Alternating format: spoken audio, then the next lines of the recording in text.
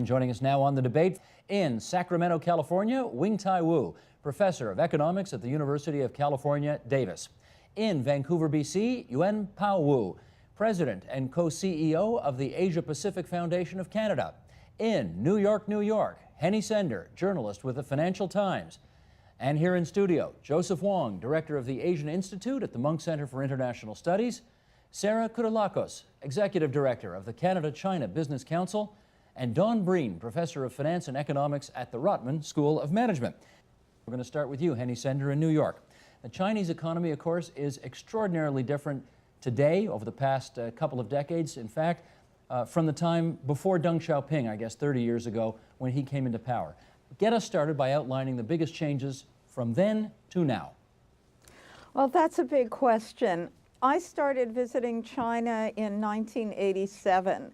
And for the first few years, whenever I visited a factory, you wouldn't see anybody working. And no matter what time of day you were at the factory and you would say, why aren't people working? They would say, it's lunchtime. Now you go to China, the factories are so productive. You know, I tell people, if you want to understand the scale of China, go to visit Bao Steel in Shanghai. It takes 20 minutes to drive from one end to the other. China has just come alive. And one of the interesting things for me was to see how many Chinese people relate personally to Deng Xiaoping. I was living in Hong Kong when Deng Xiaoping died, and many people felt personally, this man has made a difference in our lives. It was very moving. Wing-Tai Wu, what would you say are some of the significant differences between then and now? Well, it certainly is true that China in 1978 was just unnaturally poor. It was unnaturally poor because of the wrong economic policies pushed by the government. And what has happened is, I think, well, what has happened is that good sense prevailed. They look at what their neighbors were doing. They look at booming South Korea, Japan, Southeast Asia, and they went on to take the same route towards prosperity that these countries have done. So they've gone into industrialization, especially export-oriented industrialization in a very big way. And number one, it provided employment. Number two, it provided the export earnings that enabled China to buy new technology and catch up with the world. So what we are seeing is to buy new technologies and catch up with the world. Okay. In production. I'm going to invite each of you to sort of give me one observation, just so we get a good checklist at the end of the day as to how China differs today from the way it was, say, before Deng Xiaoping took over. Joe, what would you point to? Well, as our colleague in California has pointed out, the Chinese economy has primarily been an export-led economy. And so anytime we're talking about the Chinese economy, we're talking about a global economy. And the timing was right. When China entered into the global economy, the rest of the global economy was booming. And for Chinese exporters, who've always been able to take advantage of price competition, you had big-time consumers, be they in Asia, and most importantly in the United States, which has primarily acted in the post-war period as the consumer of last resort. So there were ready-made markets for the rise of China, and they've fully taken advantage of that. Yuen-Pao Wu, what would you say? Well, the single biggest change since Deng Xiaoping surely is privatization, the role of the private sector and the use of markets in determining prices for the Chinese economy. All of this productivity and busy activity in the factories and entrepreneurial buzz that you see in Shanghai and Beijing and Guangzhou is largely a function of the freeing up of market forces in China. So there may still be many amongst your audience thinking that the Chinese economy is dictated by the central authorities of Beijing. But in fact, the market rules to a very large extent, and private enterprise very much is driving the economic engine that Joe and Wing and Henny Sender talked about. Sarah, what would you point to? I would say there are sort of two prongs to the differences. First of all, as Professor Wu said in California, China was very poor when this reform started 30 years ago. And there were 250 million people in poverty back then, or about 30% of the population. 30 years hence, it's down to less than 15 million people in poverty. And so in one fell swoop, they eliminated about 70% of the people in poverty in the world. How do we know those numbers are right? That's a good question.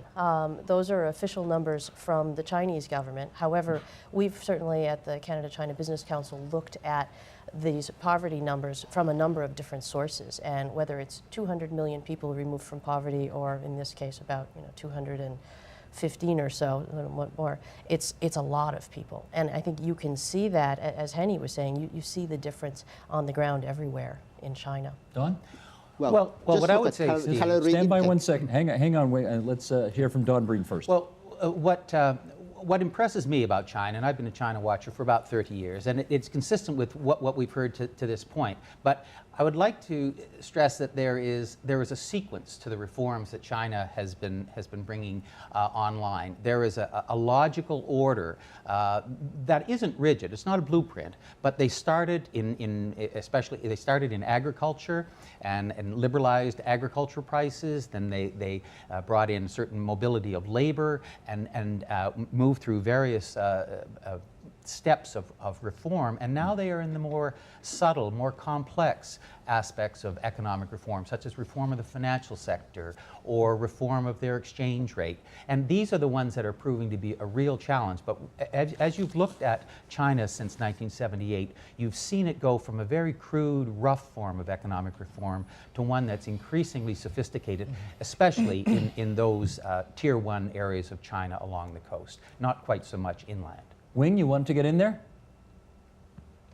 Well, China, what has been described is that China just went on to become a normal private economy.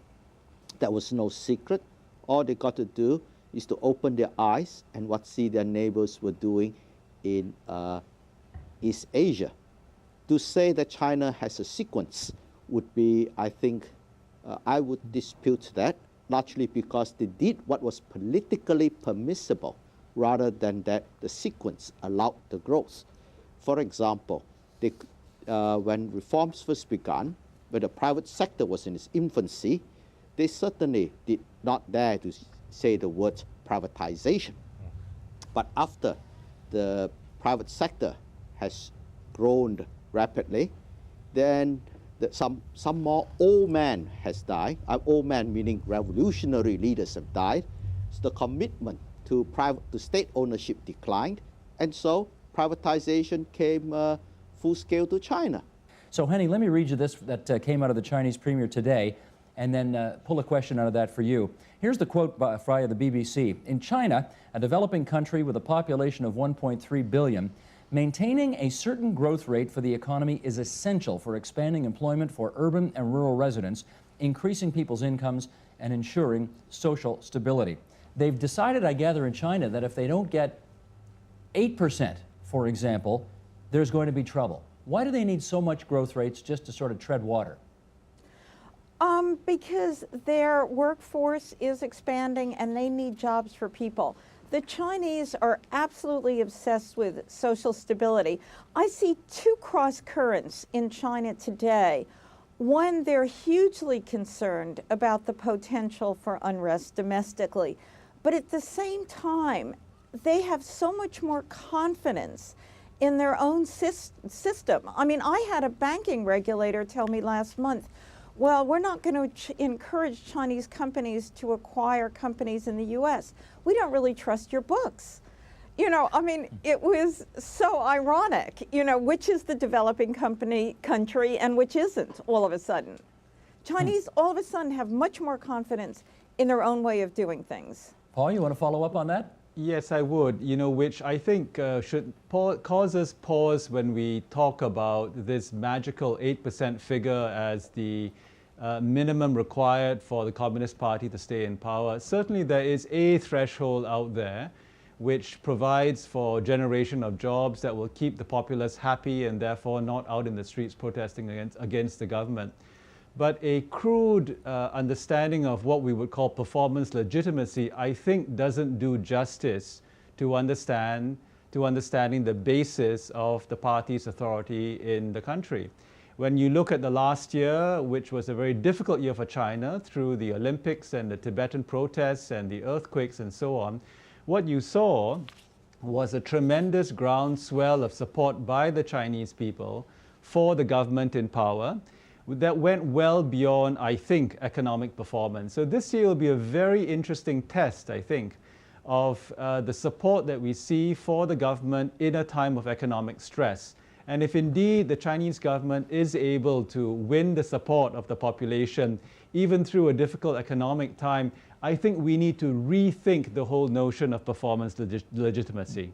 Don, do you agree with Well, that? I agree number? with what he said, and I'd add to it by saying that China is very focused on identifying the sources of growth that will provide them with 8% growth. And what they are clearly seeing is that export-led growth, which has been their mainstay for the last couple of decades, is just not going to make it anymore. So China has to very, very decidedly shift the basis of its growth away from exports towards domestic consumption. And they're going to have trouble doing that because many of the things associated with domestic consumption, such as a good retailing system, a good wholesaling system, more efficient financial institutions to lend people money, China doesn't have those well in place. So they know what they have to do, and there's some question as to whether or not they can effectively increase domestic consumption. Joe? I agree with what Don is saying. 2 points, actually. First is that this 8% figure is still 5% lower than what China was experiencing just a few years ago. So this is a considerable slowdown. I think the last Can we just understand that? If growth has been 11, 12, 13%, 13% over the last few years, and it slows down to 8%, which again, we would give our eye teeth for in this country, Right. it's going to feel like a recession over there. Is that what you're saying? Well, no. The hope is to try to mitigate that. I mean, we're talking about large stimulus plans, primarily to boost domestic consumption, to put in the infrastructure for instance, retailing further inland in terms of the larger domestic market. So it's, I think, in many ways trying to mitigate the effects of what is a recession, but still, it is slower economic growth. And the posted figures are showing in the last quarter about 6.8% actually. So, this is actually quite a downturn for the Chinese economy. Now, again, the thing here is how do you increase domestic consumption? I think personally that it looks like the measures that are being implemented have been rather crude. It's really about it's about increasing money supply, it's about increasing the capacity of households to borrow in a time when you need to boost consumer spending. Sarah? I think Don wanted us to. I wanted to make one point that follows from what Joe has said, that if it is not consumption, it is savings out of people's income. And savings in China are extraordinarily large. The savings rates are in the order of 45 to 50%, depending on how you count. Then the question is, why do Chinese people save so much? And that goes right back to such questions as, what are they saving for? They're saving for retirement, which means that they don't have a good social system. They're saving for education. They're saving for their own health expenses, reflecting the fact that there is not a well-funded state health system. So these precautionary motives for saving are driving up the savings rate, discouraging consumption. So part of the way of addressing the consumption problem is to build the social networks, such as Social Security and health and state-run education, that reduce the pressure to save. And we'll get people spending again. Exactly. Okay, Sarah. Because the domestic spending is quite a small component of GDP growth right now, so they are very motivated to do that. And for all the reasons that Don just described, you do see components within the stimulus package that are aimed at increasing some of that social safety net. Impossible to do in one fell swoop. But I think there are two interesting contradictions in this need to put a stimulus package in place, crude as it may be at the beginning, although it seems to be becoming more refined in terms of how they spend. But China has had in its current 5-year plan a very deliberate plan to do several things. So going from an export-driven economy to one that is higher end, more technologically based has been very important, as has been cleaning things up, the environment. So you still do see components of that in the stimulus plan. They haven't retrenched completely.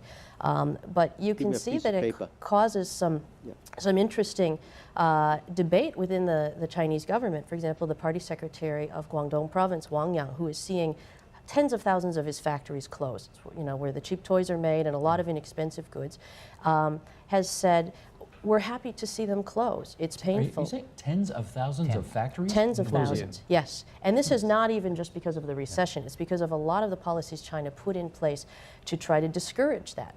And he made a statement, something called letting the bird out of the cage and swapping out a new one, 腾笼换鸟.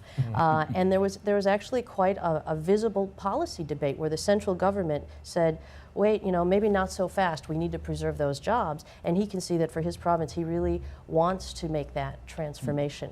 Henny Sender, which sectors of Chinese society are being hit the hardest? I think that's a hard question. Obviously, Guangdong, which is where the export miracle was born, around the Yangtze River Delta, these are the places that are most hard hit by the slowdown in exports. When I look at China, I tend to see it partly through Japanese eyes because I lived in Japan for many years.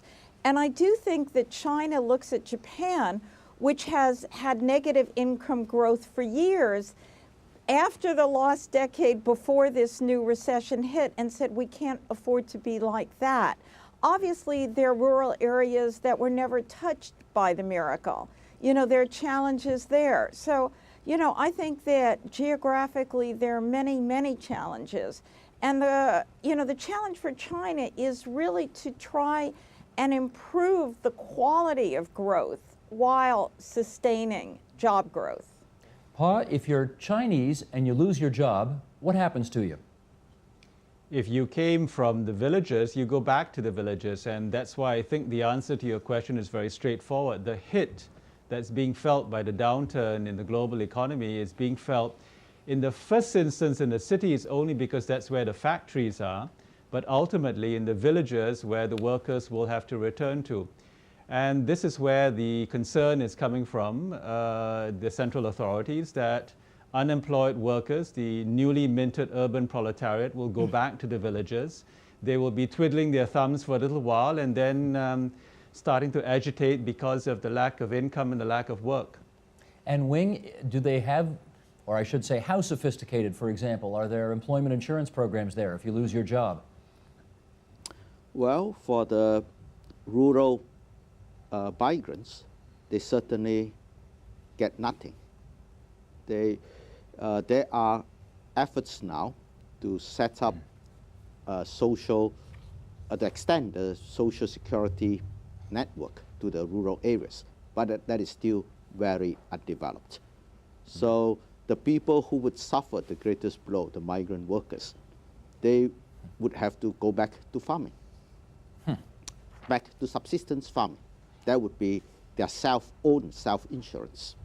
Don? And I think you can see then, based on that comment and what we've been discussing, is that the engines of growth in China have not only stopped, but the factors are moving in reverse as people go back to their rural homes, which are quite far from the cities and tend to be inland. And so one of the initiatives that China is making is to build infrastructure that doesn't connect China to the rest of the world, but connects the wealthy dynamic parts of China to those areas that are much further inland. And so this process of infrastructural development is a process of trying to integrate the economy of China in a way that has never been done before.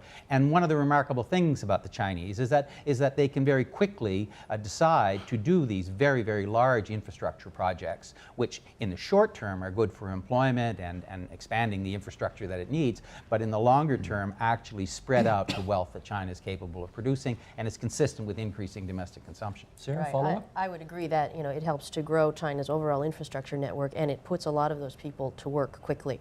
So you've heard all kinds of countries around the world talking about shovel-ready projects. There are lots of shovel-ready projects in China, and China, because of the way it is structured, can undertake them very, very quickly. And Do I understand this right? If you lose your job in China, there's no such thing as employment insurance? You're just out of luck?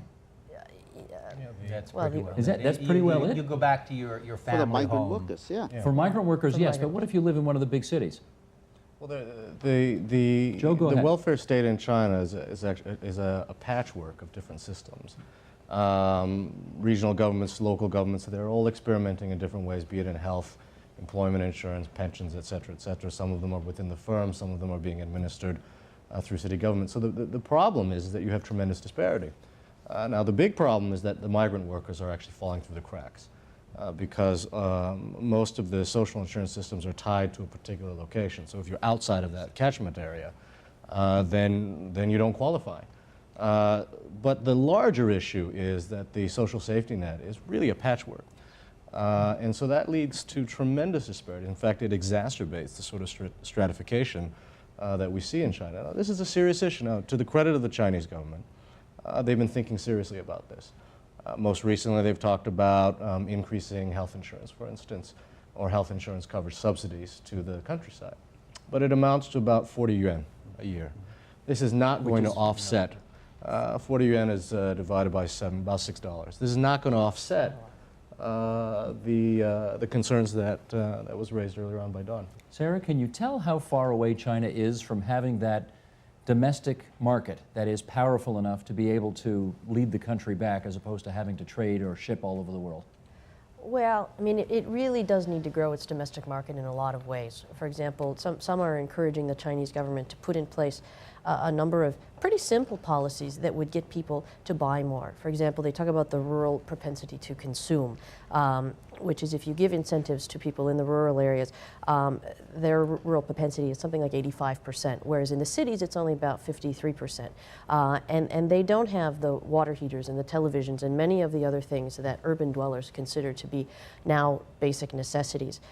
So there are a couple of policies that are being put in place, and there's some encouragement that maybe they should go farther to shift some of the funds to the rural areas so that consumption will go up. Same thing goes for agricultural prices. If they would just raise the price of rice and some other agricultural commodities, which are still at very low levels compared with the rest of the world, that would give those rural dwellers more money to spend, and they will have a bigger propensity to do so. Well, Paul, follow up on that. What happens if you raise the price of rice?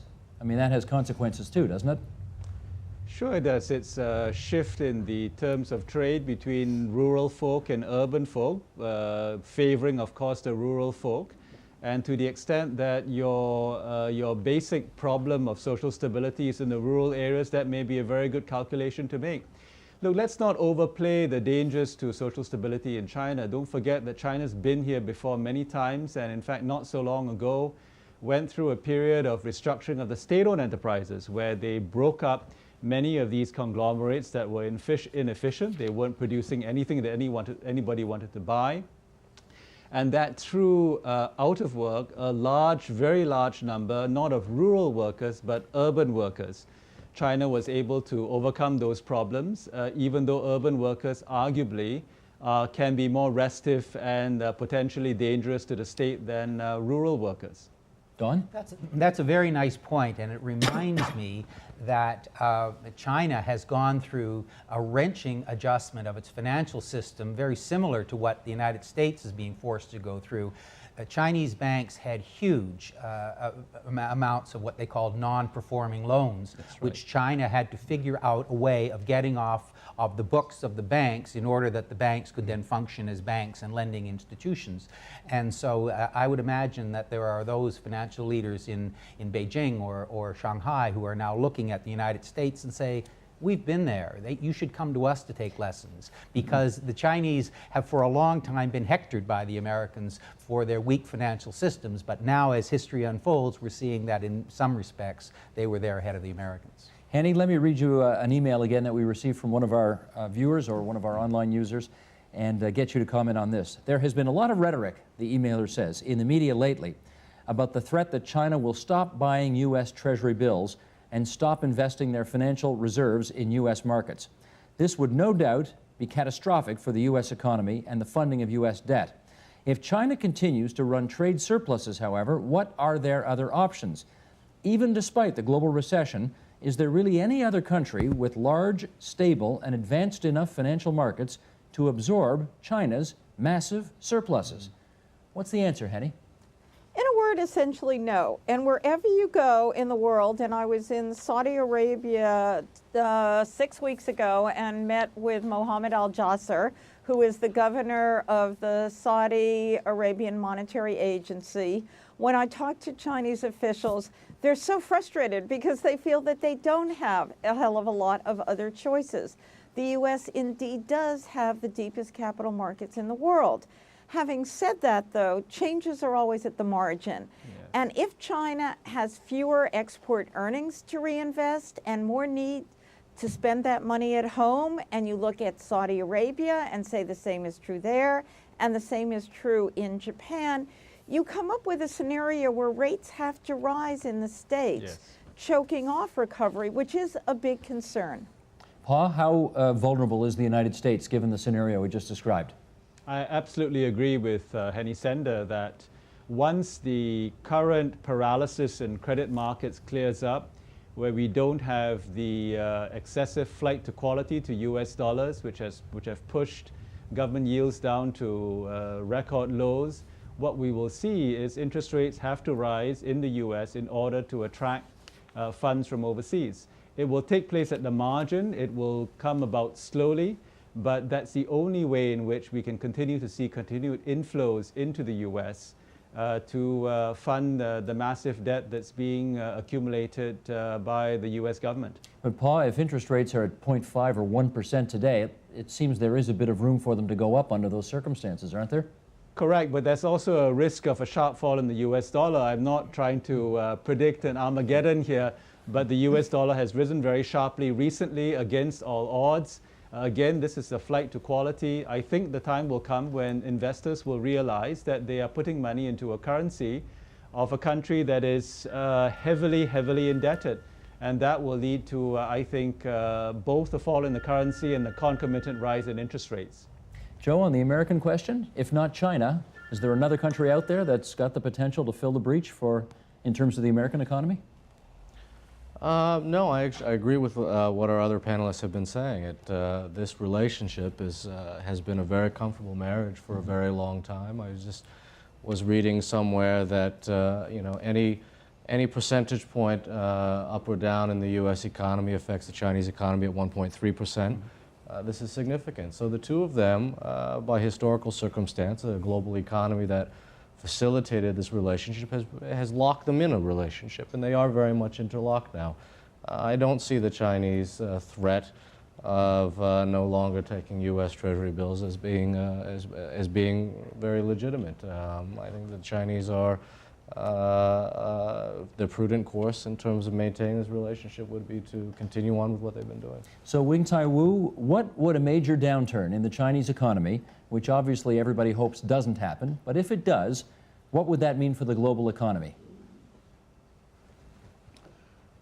A major downturn in the Chinese economy would occur if it would be a reflection of a deeper recession in Western Europe, Japan, and the United States than expected. So the deeper recession that would occur in China would just be a mechanism of translating the weakening demand in the developed countries through China onto the commodity markets. Henny Sender, let me try this with you.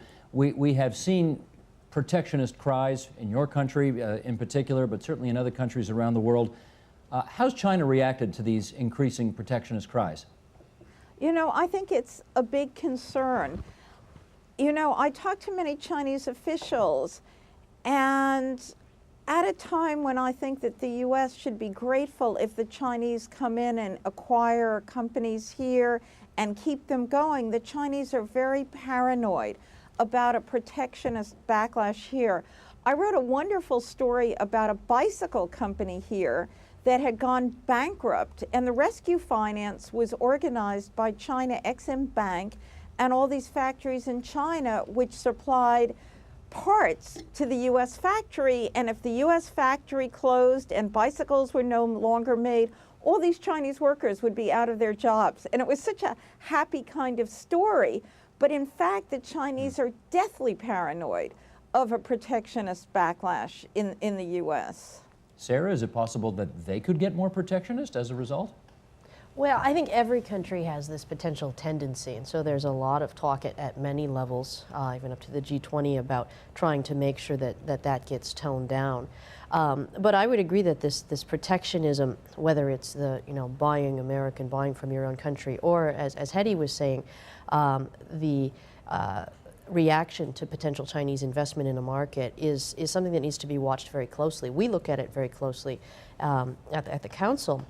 And in many ways, we often look quite enviously at Australia, which has engaged China very, very well as a country. Their trade balance is much more balanced than Canada's, for example, with China. They export a lot to China, and they have a similar resource-based structure as we do. So in many ways, the two countries are similarly appealing to Chinese companies who are looking to invest overseas in resources. And the reaction in the last couple weeks to some of the big deals that have been proposed with Rio Tinto, with Fortescue, and all of a sudden what seemed to be protectionist barriers flew up in Australia was somewhat surprising. And we know that Chinese companies already watch for this very closely in Canada, despite the fact that Canada says we're open for business. They don't believe it. They'll believe it when they see it. So it's something a lot of people will be keeping their eyes on. On the issue of protectionism, Don, how do you see it playing out? Well, central to the discussion of protectionism as it involves China, or any intervention in trade as it involves China, is its currency. And the United States in particular has been accusing China of manipulating its currency and keeping it unnaturally low in order to encourage its export-led growth. Now, in fairness to China, China had, since 2005, has relaxed its grip on its own currency, and the yuan has appreciated significantly, as much as 20%. But the point is that China is very, very concerned that the United States could invoke a clause of the World Trade Organization agreement which would say that if we decide that one country is manipulating its currency, then we can impose a countervailing duty on their exports. So that is a very serious concern of China. It's more subtle than just other countries imposing tariffs, because tariffs are virtually dead. We're now looking at punitive tariffs that could be imposed on China if it is viewed as manipulating its currency. Let me just ask the controller for a second. I know we've got an email standing by. We also have this USA credit card board ready to go. I mean, which one have you got queued up? Which one do you want to go to first here? Do the email? Okay, fire up the email and let's do that, and then we'll get everybody to comment on that one here. Read China's economy. This one's from Blair. How will the state of the Chinese economy dictate our own? Will we slip into economic chaos regardless of or because of the Chinese economy? Paul, you want to take a kick at that? I don't see the because of. I'm not sure what the causality might be. On the contrary, I think China could potentially be a solution to Canada's longer-term economic future. The fact of the matter is that the United States is in a deep funk. It will remain the largest and most powerful economy for a long time, but it's going to be performing at below potential for a number of years because of the massive debt that it's incurred, because of the very likely upward moves in interest rates that I certainly see coming up. And so for Canada to put all of its emphasis and eggs, if you will, into the US basket is probably a short-sighted move. The clear alternative, to my mind, is China. And so I only see upside there, but the question is whether we're ready to take advantage of that upside. Joe, how about it? How does it look to you? Well, I think that this talk of protectionism is one that is deeply concerning to China. China's economic future, I think, rests very much in a robust global economy. The Chinese are not just concerned about the United States raising the issue of their exchange rate alleged manipulations. I mean, they're irate about it, which is, I think, in many ways also a reflection of not only the imperatives of the global economy rebounding for China's economic future, but also the growing power of China and the larger global economy as well. So I think the protectionist angle is something that is deeply concerning for the Chinese. You know, one of the things that the Chinese need to do is they need to really think about some major structural economic reform here, and part of that is going to be spurred by being integrated in the larger global economy. It's about investment. It's not just dollars, it's about smart investment. It's about technology transfer. It's about this type of integration in the global economy, which will hopefully spark and perhaps even cushion some of the pain that I had referred to earlier on that we might see the Chinese economy experience. Steve, can I? Sorry, go Sarah first and then Pao. I would go back to Pau's statement and wholeheartedly agree with it that China is a huge opportunity for Canada. And back to your the email, China has very little impact on the Canadian economy, interestingly enough. The Fraser Institute just put out a study a couple weeks ago that shows that China is only 6% of Canada's total trade, whereas the U.S. is more than 2/3 of it.